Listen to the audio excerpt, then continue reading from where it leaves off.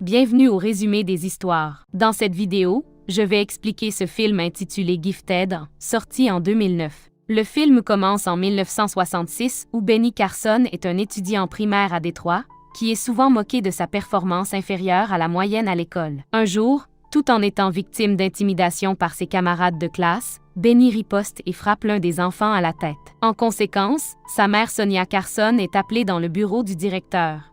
Après avoir quitté le bureau, Ben se plaint d'être stupide, mais Sonia dit qu'il est un garçon intelligent qui peut faire beaucoup mieux s'il travaille plus dur. Sonia s'inquiète cependant de son avenir, pensant qu'il n'excelle pas dans ses études, il pourrait finir par faire des petits boulots. Quelque chose qu'elle ne veut pas pour ses fils Ben et Curtis.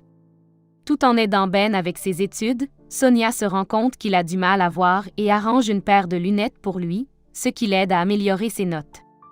Ben se plaint souvent de ne pas avoir assez d'intelligence comme ses collègues élèves, mais Sonia l'encourage toujours à se concentrer sur ses études. Un jour, Ben assiste au service religieux du dimanche et le pasteur partage l'histoire d'un médecin missionnaire qui traiterait des patients pauvres malgré les menaces de mort du roi.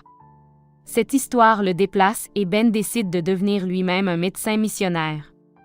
Pendant ce temps, Sonia, qui est souvent déprimée en réfléchissant à son mari, rend visite à un psychiatre et partage l'histoire de la hausse à foster care avant d'épouser Carson à l'âge de 13 ans.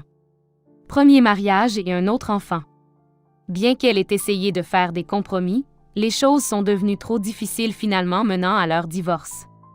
Elle nettoie et garde maintenant pour couvrir les dépenses de sa famille. Sonia révèle également qu'elle est analphabète et craint que ses fils ne finissent par se retrouver. Après avoir appris ses tendances suicidaires, le médecin lui suggère de passer du temps à l'hôpital. Tout en dînant avec les garçons ce soir-là, elle leur dit d'être absente pendant quelques semaines, mais cache la vérité qu'elle sera à l'hôpital. Elle leur rappelle d'étudier dur car elle pense que c'est la seule option qui peut changer leur vie pour le mieux. Après que Sonia ait déménagé à l'hôpital, Ben tient sa promesse de travailler dur et améliore progressivement ses performances académiques, obtenant finalement un A pour la première fois. Lorsque Sonia rentre à la maison et que Ben partage la bonne nouvelle avec elle, elle est très fière de lui. Après un certain temps, Sonia obtient un nouveau travail de nettoyage chez le professeur Burkitt, qui a une énorme collection de livres. Impressionnée par sa connaissance que Sonia a une idée de développer des habitudes de lecture dans ses fils. De retour à la maison, elle annonce qu'elle coupera leur temps d'écran et qu'ils devront visiter la bibliothèque et terminer 2 livres chaque semaine. Bien que Ben et Curtis protestent contre cela, Sonia ne montre aucun signe de clémence. Après avoir été traîné à la bibliothèque pour la première fois, Ben commence progressivement à l'apprécier et lit souvent à sa mère également. Alors qu'il lit des livres sur différents sujets, il améliore ses connaissances qui l'aident également dans ses études. Son passe-temps nouvellement découvert ne surprend pas seulement ses camarades de classe, mais aussi ses professeurs. Ben impressionne son professeur de connaissances sur les roches qui lui montre ensuite des spécimens au microscope et lui présente un tout nouveau monde. Avec le temps, Ben excelle dans ses études tandis que Sonia commence à prendre des cours de lecture du professeur Burkitt. Après avoir poursuivi une passion pour la lecture, Ben et son frère ont une poignée de connaissances sur différents sujets qui les aident à répondre correctement à différentes questions dans les programmes de quiz, ce qui leur fait réaliser l'importance de la lecture. Ben, maintenant en 8e année, obtient le prix le plus réalisé prouvant qu'il peut faire tout ce qu'il veut. Bien qu'il jouisse de sa récompense, la situation devient intense lors de la cérémonie après que son professeur discrimine contre lui en raison de la couleur de sa peau. L'incident fait que Sonia utilise son argent pour déplacer ses fils à Chicago. Maintenant au lycée de Chicago, Ben fait à nouveau face à la moquerie en raison de ses anciens vêtements. Il en demande de nouveau de Sonia mais il ne lui reste plus d'argent. Le lendemain à l'école, Ben résiste à un tyran, Carl qui se lie d'amitié avec lui après avoir été impressionné par son courage.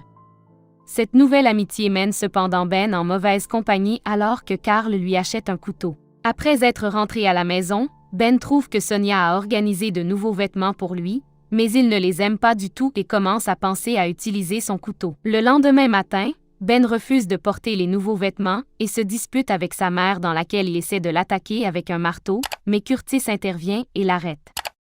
L'humeur de Ben s'aggrave avec le temps et il se bat avec Carl, le poignardant à l'estomac. Bien que Carl survive, l'incident choque Ben. Après s'être précipité chez lui, Ben se rend compte que son tempérament pourrait lui causer de sérieux ennuis un jour. Alors il prie Dieu tout en essayant de se calmer. 4 ans plus tard, Ben est maintenant inscrit à l'université de Yale où il participe à différentes activités tout en étudiant la médecine. Alors qu'il assiste à des conférences, il est intrigué par le fonctionnement miraculeux du cerveau humain et décide qu'il veut être chirurgien du cerveau. Lorsqu'il partage ses projets avec Sonia, elle l'encourage à poursuivre sa passion en lui rappelant qu'il est capable de faire tout ce qu'il veut. Bien que Ben soit entré à Yale grâce à une bourse, il a du mal à maintenir ses notes. Lorsqu'il discute de la situation avec sa petite amie, Candy, elle lui conseille d'utiliser sa force dans la lecture au lieu de se concentrer sur les conférences. Ben adore son idée et consacre son temps à comprendre les concepts de la chimie en lisant des livres et des notes à la place. Après des mois de travail acharné, Ben passe l'examen et obtient un A, qu'il dédie à Candy et lui demande de l'épouser. Après avoir obtenu son diplôme, Ben se présente à une entrevue pour les résidents en chirurgie à Johns Hopkins et étonne le médecin avec ses connaissances et sa passion, s'assurant un placement dans l'hôpital de ses rêves. Ben commence sa carrière professionnelle dans le but d'aider les personnes dans le besoin et il aime son travail. Un jour, un patient grièvement blessé est amené à l'hôpital, mais sans aucun des neurochirurgiens seniors en service, Ben décide à contre-cœur d'effectuer lui-même l'opération. Après une opération réussie, il est appelé dans le cabinet du médecin, qui n'est pas content que Ben aille à l'encontre du protocole, mais l'admire pour avoir pris une décision désintéressée pour sauver une vie humaine au lieu de se soucier de son travail. Cet incident s'avère être le point de départ de la carrière médicale florissante de Ben. En 1985, Ben est devenu le chef de la neurochirurgie pédiatrique à Johns Hopkins et gère avec succès des cas apparemment impossibles tout en profitant d'une vie conjugale heureuse avec des bonbons. Une jeune fille nommée Cynthia souffrant de crises graves est amenée à l'hôpital et après avoir examiné son cas, Ben a l'idée de retirer l'hémisphère gauche de son cerveau. L'opération s'avère être un autre succès dans sa carrière alors que Ben perfectionne l'hémisphérectomie pour traiter d'autres patients et obtient une énorme couverture médiatique pour ses services en neurochirurgie. Pendant ce temps, Sonia lui rend visite pour passer du temps avec ses petits-enfants et pour aider Candy qui est enceinte de jumeaux. Le cas de Candy se complique cependant après qu'elle ait eu des saignements abondants et qu'elle ait été transportée d'urgence à l'hôpital. Bien que les médecins réussissent à lui sauver la vie, ils perdent leurs jumeaux à naître. Après sa convalescence, Candy lui conseille de rejoindre l'hôpital car de nombreux autres patients ont également besoin de lui. Une fois en service, le médecin l'informe d'un cas de jumeaux siamois en Allemagne et lui demande de les soigner. Bien que de tels cas n'aient jamais survécu à la séparation, les médecins veulent toujours essayer, car sinon les enfants n'auraient pas une vie bien remplie. Bien qu'incertain, Ben s'envole toujours pour l'Allemagne et rencontre les parents jumeaux, Peter et Augusta Roche.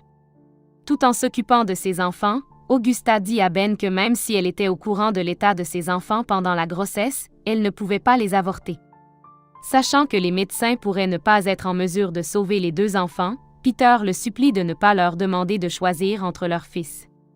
Après avoir examiné les jumeaux, Ben découvre qu'ils ne partagent aucun organe vital, mais qu'ils pourraient avoir des complications en raison de leur cerveau conjoint. Bien qu'il soit sûr de pouvoir séparer leur cerveau, Ben n'est toujours pas sûr du problème des saignements excessifs qui pourraient leur coûter la vie. Il retourne donc aux États-Unis, décidant de ne pas se faire opérer car il ne veut prendre aucun risque. De retour à la maison, alors que Ben s'occupe de ses propres fils, il pense à ses parents sans défense, puis informe son aîné qu'il est prêt à faire l'opération. Après avoir obtenu le feu vert, Ben commence ses recherches pour trouver un moyen de sauver les 2 enfants. En pensant à l'opération, Ben se souvient de ses propres jumeaux perdus et partage ses sentiments avec sa mère. Sonia l'exhorte à poursuivre l'opération, sinon il regrette de ne pas avoir essayé. Elle lui rappelle une fois de plus qu'il est capable de tout faire tant qu'il voit au-delà de sa vision. Ben décide d'aller de l'avant avec la chirurgie et rassemble une équipe de neurochirurgiens, chirurgiens plasticiens, anesthésistes et chirurgiens cardiovasculaires, leur demandant de répéter chaque étape de l'opération. Après les préparatifs initiaux, il invite Peter et Augusta et leur fils à Johns Hopkins pour l'opération. Expliquant la procédure aux parents, Ben dit qu'ils devront arrêter le cœur de l'enfant pendant l'opération afin qu'il ne perde pas de sang, pendant que les médecins reconstruisent leurs veines après la séparation. Le 5 septembre 1987, l'équipe commence cette première intervention chirurgicale du genre pour séparer des jumeaux siamois.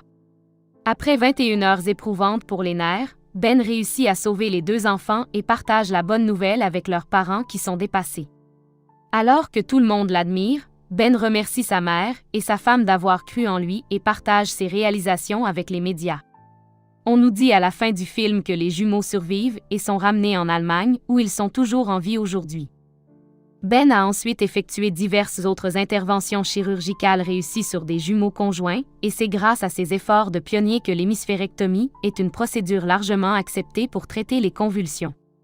Outre sa carrière médicale triomphale, Ben et Candy ont également fondé le fonds de bourse Carson pour récompenser l'excellence académique d'étudiants méritants.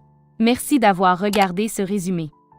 Abonnez-vous à cette chaîne pour des résumés plus intéressants.